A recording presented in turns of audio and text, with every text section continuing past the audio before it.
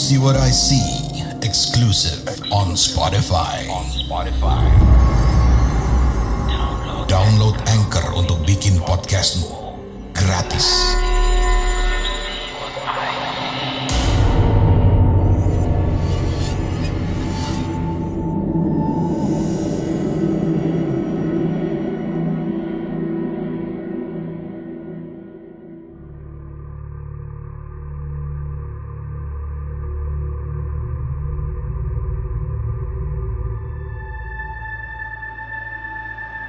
Halo, Assalamualaikum warahmatullahi wabarakatuh. Dengan saya Siti Husnul Khotimah. Salam rahayu, salam sehat, salam sejahtera, dan salam damai selalu. Ini saya untuk bercerita. Mohon memperkenalkan diri saya. Nama saya Siti Husnul Khotimah, umur 33 tahun. Pekerjaan saya di penerbit buku. Kemudian saya anak terakhir dari 5 bersaudara.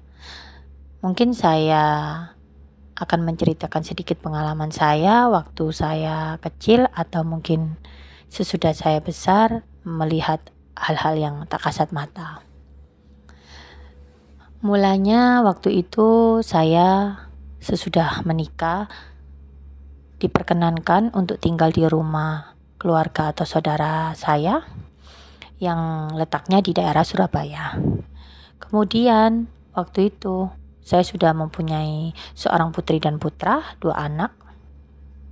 Dan di rumah saudara saya ini lumayan angker. Kenapa saya bisa bilang begitu? Karena saya pernah ditampakkan sesuatu hal yang sungguh saya tidak bisa lupa sampai sekarang. Waktu itu di rumah itu ada 2 tingkat. Yang pertama di lantai bawah ditempati oleh kakak saya yang nomor 3 beserta istrinya. Kemudian yang di atas itu ditempatin 2 keluarga, yaitu paman dan bibi saya waktu mereka belum punya anak. Kemudian waktu itu saya. Waktu itu tahun berapa? Kira-kira tahun 2018 kalau nggak salah. Ya, bukan, tahun 2008. Ya, saya setelah melahirkan anak saya yang nomor 2. Saya pulang dari Jakarta. Saya tidak lagi bertempat tinggal di mertua saya. Kemudian saya disarankan sama kakak saya selama belum mempunyai rumah bisa tinggal di rumahnya. Kebetulan kakak saya sudah tinggal di tempat lain. Jadi rumah itu memang kosong dan anak-anaknya semua diajak ya. Kemudian waktu itu hari-hari berjalan itu tidak ada apa-apa, baik-baik saja.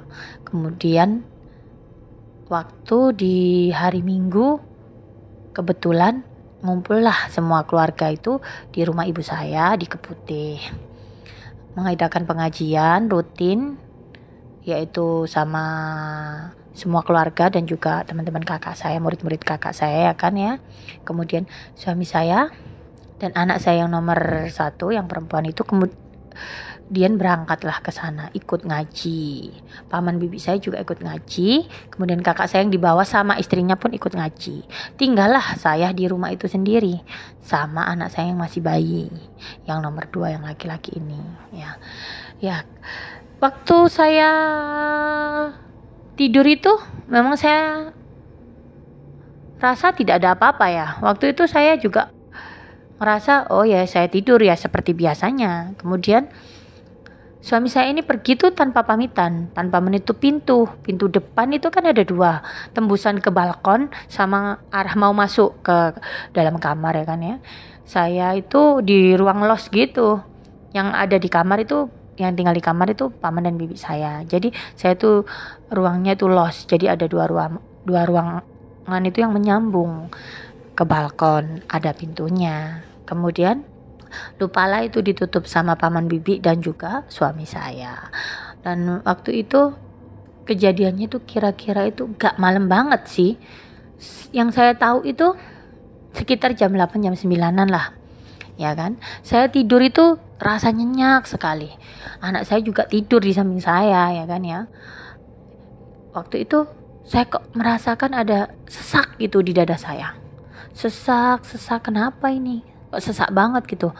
Kemudian saya tuh kayak tindihan gitu loh, kayak rep-rep gitu loh, tindihan. Terus habis itu saya membuka mata saya tuh gak bisa gitu, jadi kayak antara buka sama nutup, jadi kayak aku mau buka itu gak bisa gitu loh. Jadi tapi dada saya tuh kayak sesek gitu, kayak ada yang nindihin gitu. Terus kemudian saya paksakan tuh lah buka mata saya, akhirnya kebuka tuh mata saya. Astagfirullahaladzim, ya Allah, merinding nih saya nih. Nauzubillah min dzalik, jangan sampai kejadian lagi. Terus saya ngeliat tuh ada kuntilanak duduk di dada saya, dan dia memakai baju putih, rambutnya panjang, dan wajahnya rata.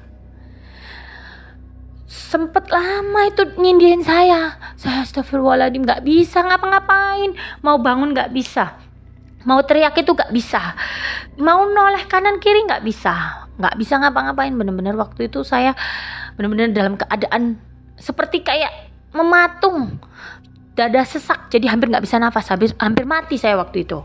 Kemudian gak tahu kenapa tiba-tiba saya dalam hati saya teriak kencang, saya baca ayat kursi nih, Allah bismillahirrahmanirrahim, Allahu la ilaha illa huwal hayyul qayyum, kayak gitu sekeras-kerasnya. Gak lama kemudian langsung saya bisa duduk, langsung saya terbangun. Astagfirullahaladzim, merinding semua badan saya, dan saya lihat itu angin itu berhembus kencang karena dua pintu ini tidak ditutup, jadi los gitu. Dan saya tidur di tengah-tengah jalan yang los itu tadi. Kemudian saya langsung peluk anak saya, langsung saya lari ke bawah. Dan saya nunggu suami saya dan anak saya pulang dan semua keluarga saya pulang. Saya nggak berani lagi di situ saya cerita, itu nggak berani. Jadi saya diem aja. Kemudian habis itu saya gak lama siangnya saya ceritalah tuh ke suami, ke paman dan bibi saya. Dan ternyata bibi saya dan paman saya itu juga sempat ditampakin kuntilanak di dalam kamar itu. Dan itu kisah tahun 2008. Itu saya sudah menikah. Ya itulah, rumah itu sangat angker banget. Sampai sekarang rumahnya masih milik keluarga saya, masih milik kakak saya, saudara saya. Sampai saat ini masih ditempati oleh anaknya, dan atas itu kosong. Anaknya cuma nempatin bawah doang, ya kan, sepupu saya anaknya. Jadi gimana, itu pengalaman yang benar-benar, setelah lihat penampakan itu memang saya buru-buru cepat minta pindah sama suami saya ke tempat lain, karena memang sudah sangat-sangat hampir membunuh saya waktu itu, benar-benar. Dan bukan cuma saya, jadi paman bibi saya di situ juga sempat ditampakin sesuatu, yaitu kuntilanak di dalam kamar itu. Jadi ya gitu kira-kira pengalaman saya. Masih banyak juga yang lainnya waktu saya ada di pondok pesantren dan lain-lain. Itu next kita akan ceritakan di cerita berikutnya ya. Mohon maaf jika ada salah-salah kata, mohon maaf jika cerita saya tidak berkenan atau terlalu cepat, atau mungkin terlalu pelan, atau mungkin tidak baik. Mohon maaf, dan salam sehat selalu, rahayu rahayu rahayu. Semoga kita semua diberikan rezeki yang berlimpah. Sekian dulu dari saya. Wassalamualaikum warahmatullahi wabarakatuh.